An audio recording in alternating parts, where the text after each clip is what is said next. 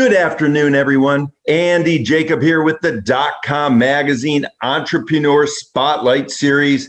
I have a great show today. I've been waiting for this show for a number of weeks. So many people reach out to me and they say, hey, Jake, why don't you bring a funding expert on the show? Why don't you bring a world-renowned startup and business funding expert on the show to talk about what it's like to fund a startup, what it's like to fund a business, how to raise startup capital for new or existing businesses. I went through the Rolodex at DotCom Magazine, and we've been able to book a worldwide leader, Mr. Leo Kanell. Leo is the CEO and founder of 7 Figures Funding. You want to watch the entire show. He's a renowned startup and business funding expert. I have so many questions, so let's get right to it. Leo, welcome to the show. Hey, thanks so much, Andy. Excited to be here, provide value to this audience, and serve entrepreneurs because that is our mission. I love it, Leo. It's so great to have you on the show. You become known as someone that really teaches and guides entrepreneurs through the very rough terrain sometimes that is finding startup capital for new or existing businesses. But before we get into it, because I have so many questions, let's pull the lens back to 30,000 feet and tell us about 7figures.com or 7 Figures Funding. Yeah, you bet, Andy. So bottom line is we are a funding marketplace that provide options for, businesses of all types and stages. However, a lot of the clients that we assist are generally in that startup mode. And one of the misperceptions that people think is they think they can raise capital so easily with venture capital, with angel investors, or they can just go down to their local bank where they've had their bank account and easily take out that SBA loan. And the fact of the matter is less than maybe 10% of new businesses are able to secure venture capital or crowdfunding or get a loan from their local bank. And so that means there's a lot of, opportunity there where 90% of new businesses need help. They need creative financing solutions. And over a decade ago, I faced that problem myself in starting one of my first businesses. And I began to realize how difficult and what a challenge it was. And then as I was able to secure funding for myself, began to help additional family and friends. And so that's what 7 Figures Funding is about, guaranteeing to secure the best capital and creative funding, and mostly with a focus on new businesses. Wow, that's so good, Leo. Your company and you have really proven yourself to be able to overcome the odds by funding so many entrepreneurs again and again and again. You've funded hundreds of millions of dollars of money for your clientele. What types of clients reach out to you, Leo? What type of clients are saying, hey, Leo, we need some help from 7 Figure Funding? We see a lot of the hot niche businesses who need funds. And so obviously right now, and this has certainly accelerated in the last year and a half, are e-commerce businesses, Amazon FBA stores, e-commerce. We're seeing some of these new Walmart stores and Shopify. All of these different types of e-commerce businesses have a tremendous need for funding and capital, especially to cover some of the costs of inventory, software, hiring and training sales professionals, et cetera. So we see a lot in e-commerce. We also tend to see a lot with real estate investing. Obviously, the real estate market is very, very hot right now. And then we see a lot of brick and mortar. We've helped beauty salons and retail businesses and HVAC, the heating and air conditioning, really a wide range, but certainly some of the most common we'll see are e-commerce, real estate investing, and digital marketing agencies. That's great, Leo. And you help so many companies, and so many companies need capital to build their business. And, when they get the capital, they invest it in their business and they make their business stronger. And that's really what it's all about. And as you mentioned, Leo, we don't know the exact percentage, but it could be up to 95, 98, 99% of businesses are unable to obtain venture capital or angel investment. And that's really where you've seen your great success. So what's the process look like, Leo, with your company? Besides a phone call or besides your online portal, how long does the process take for these companies to sort of get funded and get through your underwriting criteria? Yeah, we try to make that as seamless and quick a process as possible. One of the biggest questions that everybody's concerned with when they're going to apply for funding or financing is, Leo, is this going to hurt my credit? Is this going to give me a hard credit pull and really set me back? And the good news is that with us, it will not, right? We partnered up with Experian. And so we have a soft pull credit snapshot, and just really, it's a one-page form. It takes about 90 seconds to fill out. We don't even need your social security number because of that relationship we built with Experian. And so we can quickly get a pre-approval based on credit. And then, of course, we'll follow up with any business and personal income, any assets that you might have. But what will happen if you go to your local bank is they will hard pull your credit. They will ding it. And a lot of the old ways of doing things in financing have certainly not been beneficial for business owners, new and alike, as they're trying to grow. Leo, that's amazing. Obviously you have incredible reviews by so many companies and so many people that have worked with you, Leo. Many of them have read your book, The Business Funding Formula. They've watched your teachings online. And, it's very, very interesting being an author and also an owner of a business and an entrepreneur. So, Leo, when the companies reach out to you, do they tell you why they need the capital, or it doesn't matter to you at the company? Well, it definitely matters to the business owner as to why they need the capital. So those are the first questions we're going to be asking them, because it is customized funding that's tailored to get the results that client needs. Sometimes a loan product is best. Sometimes a line of credit product is best, depending on why the business owner needs capital. If it's buying inventory that they're going to sell and flip every 2 to 3 months, a line of credit is good. If it's for a piece of equipment, a loan is great. So certainly we want to customize it, and we want to guarantee that they're going to get the very best funding that they qualify for and that exists on the marketplace. And no other, funding firm can do that unless they're a debt funding marketplace like us, with all of the options and the data of helping thousands of entrepreneurs, and knowing based on your region, your business type, and your credit and income, what your very best options are. And sometimes it's a combination of multiple options, which is exciting, where people are in the driver's seat to make the decision that's best for them and customized and tailored to their solutions. I love it, Leo. It makes all the sense in the world. And of course, you just mentioned the marketplace. So let's talk about that. Are there different funding sources that your marketplace has access to? And depending on sort of the application, you match to a particular funding source with some type of sort of, interaction to make sure that it's customizable to the client? Yeah, absolutely. In the funding marketplace, you have loans that are non-collateral based. You have lines of credit. Then there's loans and lines of credit that are connected to collateral, like equipment or commercial real estate. And then there are actual purchase transactions where you're buying that commercial real estate, or you're buying or acquiring a business. And so there are funding sources and solutions for all of those. And the problem that most funding groups and most business owners run into is they don't actually know all of the qualifications, and they can waste a lot of time and money trying to get those, especially if it's an SBA type loan situation where so many will not qualify. And so that's why understanding the guidelines is what's really vital, so that you don't waste your time and money as a business owner. I love that. And your technology and your platform obviously, learns as it goes with all the new guidelines that come out all the time. And that's really, really fascinating, Leo. When we talk about startups, and we talk about someone that really is just sort of in the idea phase, and they have an idea, but they haven't sold anything yet, would seven-figure funding be a spot for them to sort of engage with, or do you need to wait till they're a little bit more mature with some paying customers? That is a type of client we help often, because they may not have their entity formed, they may not have a business plan, and that's why we build out the 7 Figures Business Accelerator to give them the education and the tools they need to succeed. We also have a law firm that will help them get incorporated. We have a CPA firm that helps them to strategize with their taxes so they can save up to 15% on their future taxes as a business owner, and we provide them a corporate credit coach to start building the business's credit score, So it's not all tied to the personal credit score. And then, of course, at the beginning, if we don't have any sales, if we don't have any assets, then a lot of it will be based on the personal credit of the business owner.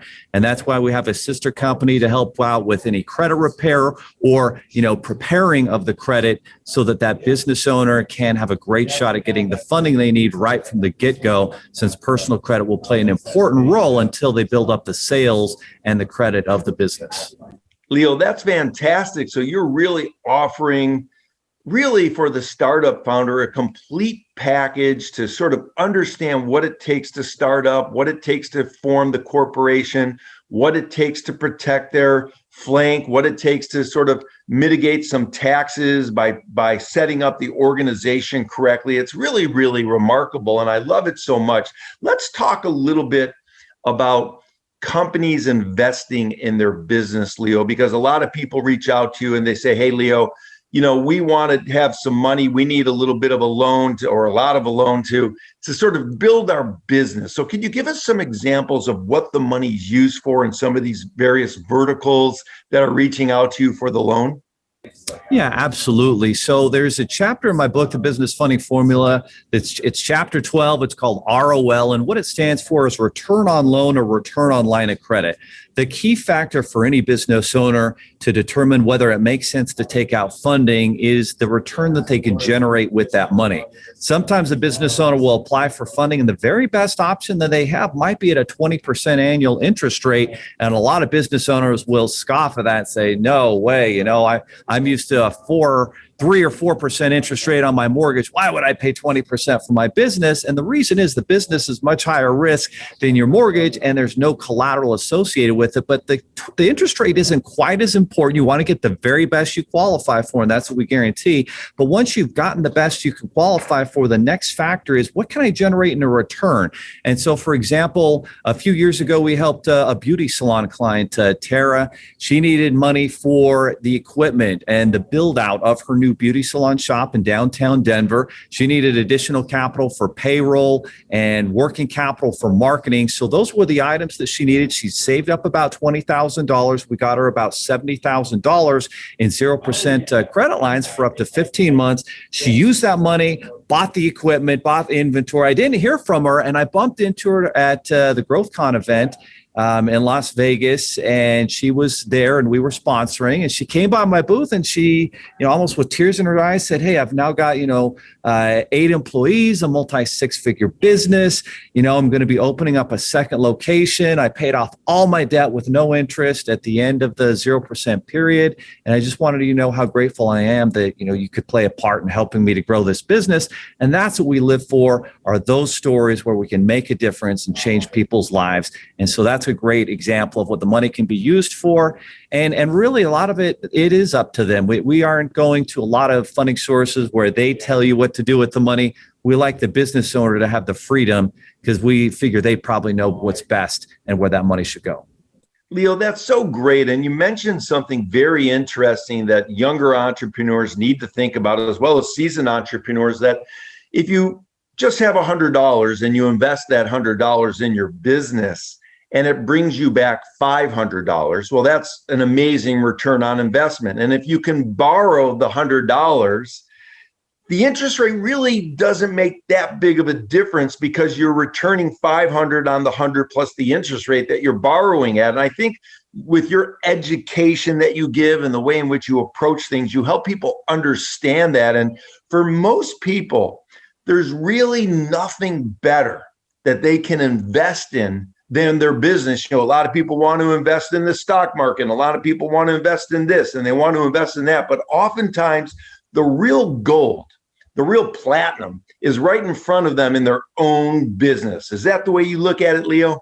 100%. I mean, we can talk about investing in stocks, and I love investing in real estate. And a lot of people nowadays talk about crypto, but you'll never generate a better return than a safer investment that's lower risk than investing in yourself and in a business that you have, put everything into, that you're obsessed about, that you've learned about, that you're an expert in your niche and industry. You're going to generate, like you talked about, 3, 4, 500% annual returns on any funding or money you put into that business.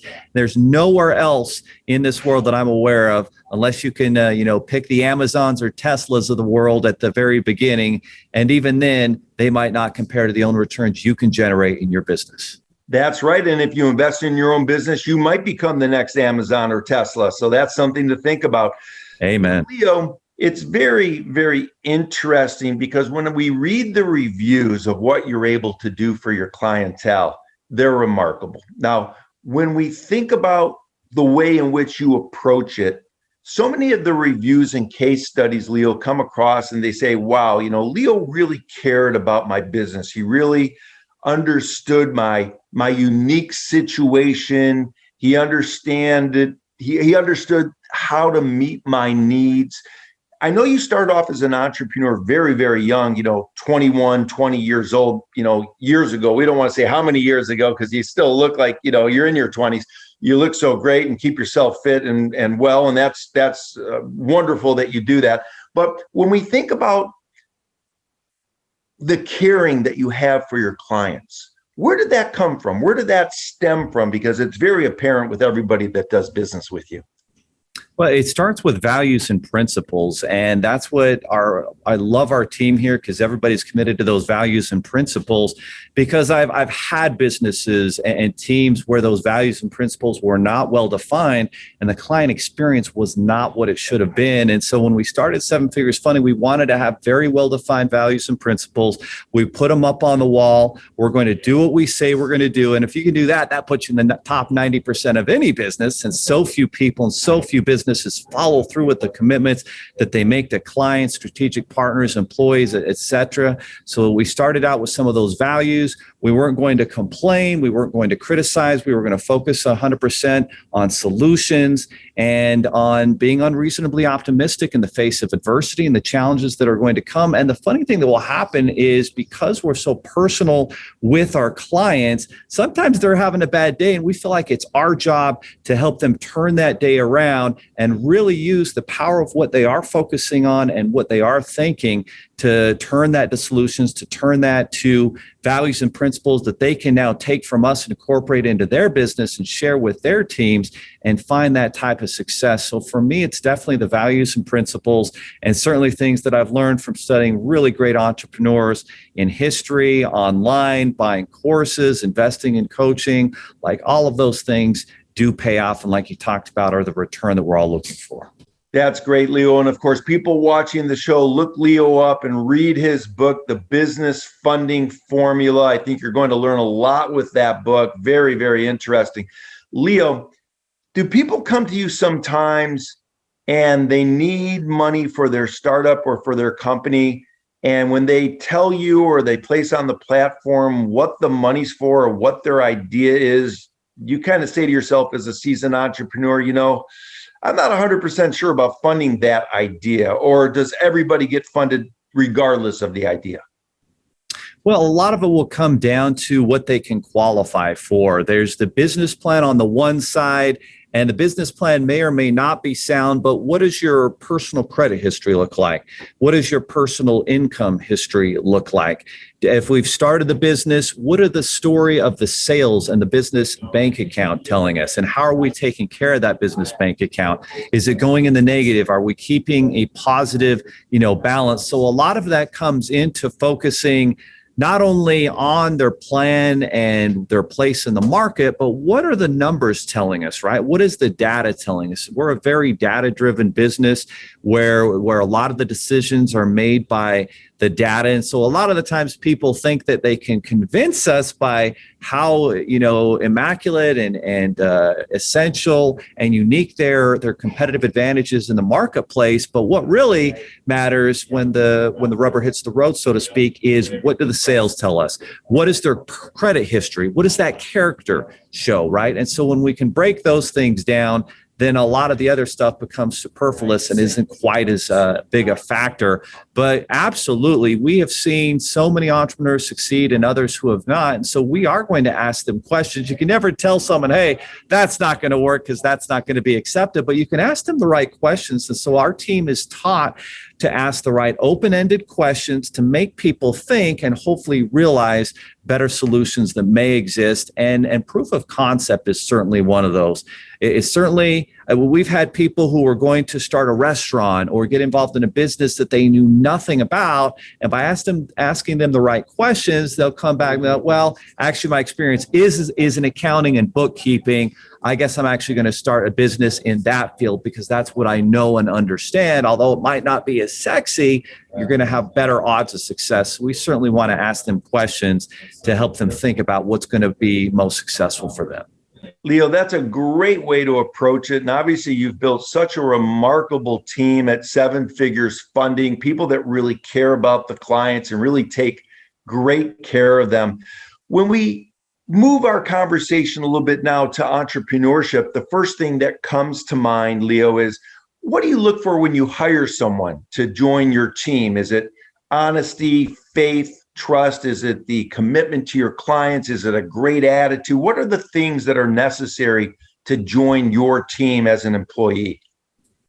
Some of the values that we try to identify early on when we're looking for the right culture fit for people to join our team is we definitely are looking for people who are committed to becoming experts, right? This isn't just a day job where you go through the motions. That's why we provide everybody a copy of my book. We provide them other entrepreneurial books. We want everybody to begin to think entrepreneurial and then to start to acquire different personal development skills that are going to help them not only succeed here, but in maybe future jobs. They might not work here forever, but they are going to receive the training that they need to succeed. So we want to see a commitment to, understanding that their education didn't end when they got out of school. It just started by making sure, are they reading books? Are they committed to reading additional books that we give out to them? Are they committed to going through our training and not just during business hours, but outside of business hours? And then do they really care about, giving the client a great experience? Because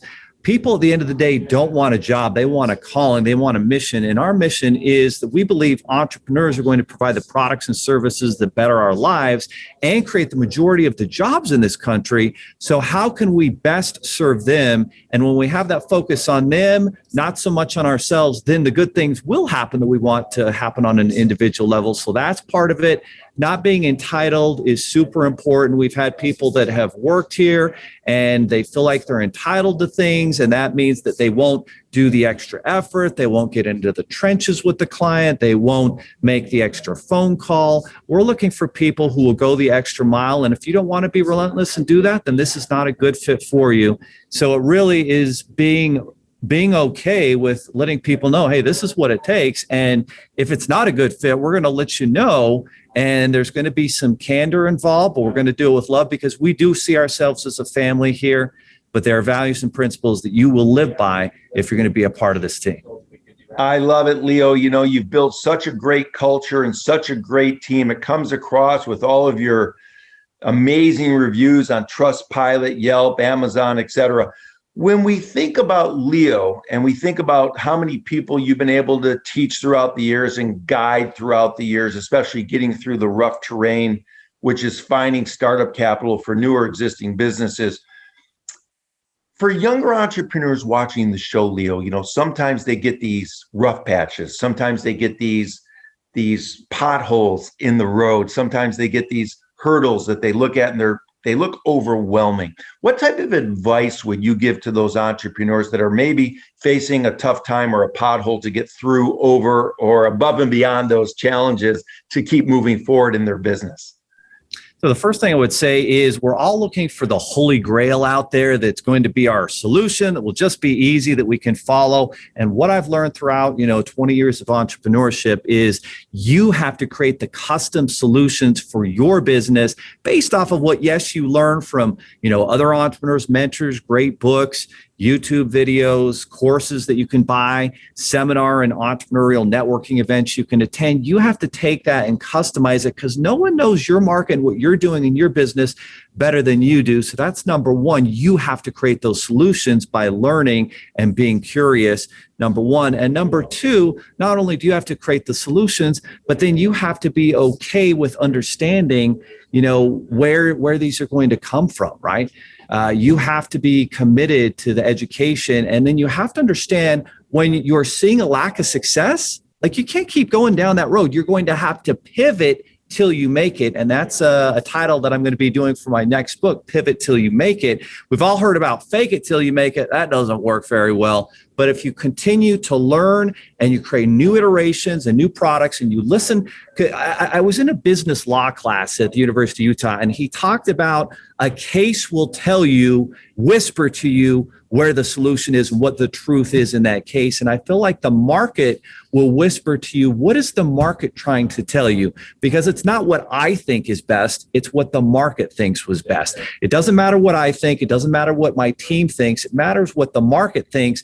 And the market will tell you what your product is and how it's working and how you can make it better than the competition. And so you have to keep on pivoting and iterating till you create the right product and services. And then when you start to see those results, then you can build off of that. But I think a lot of people think that, they're being really, strong and courageous by going down a path that's not working. And you have to make pivots and changes or you will fail and go out of business very quickly. That makes all the sense. In the world, Leo, it's very interesting. We do talk about what we call mini Harvard MBA events. And when you go to Harvard, the professor has case studies for the students. They get together in groups and they answer the questions and, they get rated on their answers. And those case studies in the environment of a classroom are very important, but yet the entrepreneurs really have their feet on the ground and they're experiencing case studies every minute of every day that they have to get through. So I call them mini Harvard MBA events continuously as an entrepreneur as you go through the entrepreneurial journey. Leo, can you remember back when you were building your company where you had a tough time and you said to yourself, wow, I'm hitting a roadblock myself? And what kind of mindset did you have to get through it? How did you wake up in the morning to get through the roadblocks to get to where you are today? What's the thing that drives you, Leo? So I can tell you before, starting this company, I had founded another business funding company that had grown very fast, went from $0 to $5 million in sales in 18 months. And, one employee to up to, 50, 60 employees within 2 years. And we grew fast. And I brought on partners and people who didn't have the right values and principles. I made those mistakes, and it came to a head at some point where the business that I launched out of my kitchen, I was going to have to walk away from and start over from scratch and rebuild a new business. And so when I went through that, there was a lot of stress because I had to take on some of the debt from that previous business. And there was a lot of things that weren't fair, but all I could do was focus on one thing. I remember years ago when LeBron James was struggling to win his first NBA championship, and he cared what the media thought. He was going through these tough times, but he must have spoken to a mentor or someone who at one point looked him in the eye and said, listen, you focus on doing everything you can do, controlling everything you can control, and then let the chips fall where they may, because you can live with those results. And that was one of the most beautiful lessons that I learned when I went through that difficulty. I knew I had a skill set. I knew I was an expert. I knew we could rebuild this, but I also knew there were a lot of unknowns, a lot of variables that could, put me in the red. And so I just focused on controlling what I could control, building the right values and principles and what was going to be non-negotiable for our business and culture, and then being okay with slow growth at the beginning to build the right foundation. And then that leads to where you can actually grow fast because you have the right foundation.